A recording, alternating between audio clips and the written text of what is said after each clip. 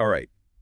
Welcome back, everyone, for another deep dive. This time, we're going to be tackling continuous tenses, Ooh, yeah, which I know a lot of you have been asking about. definitely. So we're excited to finally get into it today. Yeah, super excited. We found this really great guide, and That's awesome. it's awesome. It really is. And it breaks down all the continuous tenses Mm-hmm. in a way that's actually understandable, It does in a way that's not like, not like a textbook. yeah, exactly. It doesn't feel like you're just memorizing a bunch of rules. Right. Like you're actually going to use this. Absolutely. Okay, so continuous tenses. What pops into your mind when you hear those words? Well, I always think about action. It's all about verbs in motion. You're capturing a verb kind of in the middle of happening. Oh, you like that? It's like a snapshot. Right. Whether it's in the past, present, or future, these tenses add a certain dynamism to your English. I love that. Verbs in motion.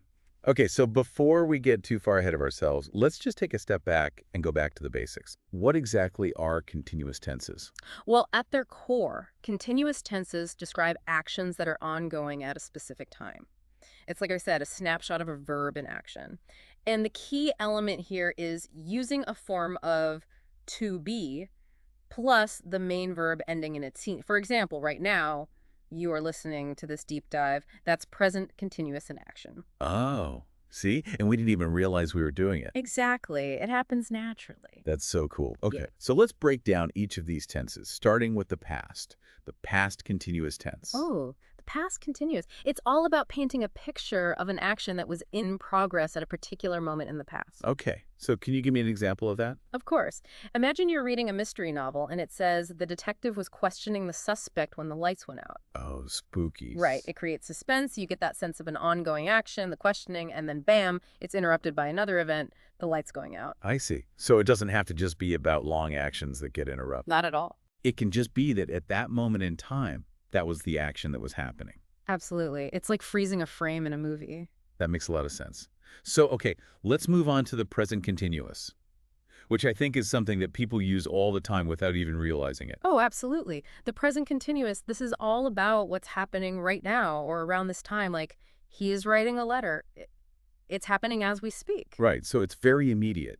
But, it's interesting because sometimes we use the present continuous to talk about things that are going to happen in the near future. You're right. Like, if you say, I am meeting a friend for dinner tomorrow, that's not happening this very second, is it? Right, that's not happening right now, but it's like it's already in motion. It's already planned and decided. Exactly. There's that sense of certainty of something already in progress, even though the actual event is yet to come. It's like you're highlighting that ongoing process.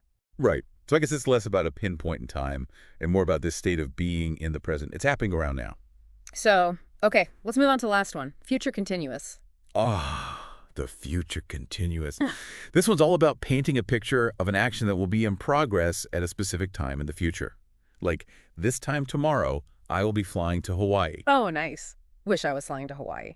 So how is that different than just saying, I will fly to Hawaii tomorrow? Great question. Saying I will fly to Hawaii tomorrow simply states your intention, but I will be flying to Hawaii tomorrow emphasizes the continuous nature of the action. You're actually in the air, traveling at that specific time. It adds a layer of detail and vividness to your description. So it's almost like you're giving us a sneak peek into a moment in the future. Precisely. You're showing the action unfolding. Okay, that makes sense. So we've got past, present, and future continuous tenses. And I'm starting to see a pattern here. It's like we have this timeline, right? Right. Past continuous was happening back then. Present continuous is happening now or In fact- around now. And future continuous is happening in the future at a specific point. Yeah. But how do we actually form these sentences? Is there a simple rule that people can remember? There is. Remember those simple rules I mentioned earlier, the ones we conveniently haven't explained yet? Well, it all boils down to this. It's all about which form of to be we use. So for the past continuous, it's was or were plus the ing verb, right? I was walking, they were singing. In the present continuous, it's am, is, or are plus the ing.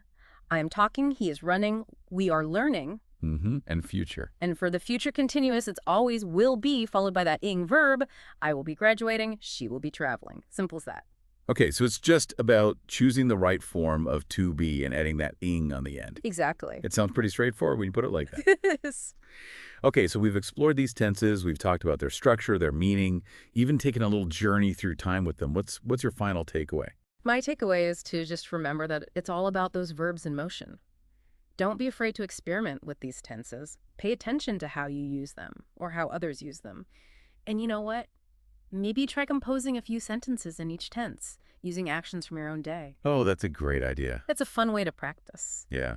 See, that's why we have you here, to help us learn these things. I try my best. Awesome. Well, thank you so much for this deep dive on continuous tenses. I know I learned a lot. You're welcome. I hope our listeners did too. And we'll be back with another deep dive soon. Sounds good. So stay tuned. See you then. Bye. Bye.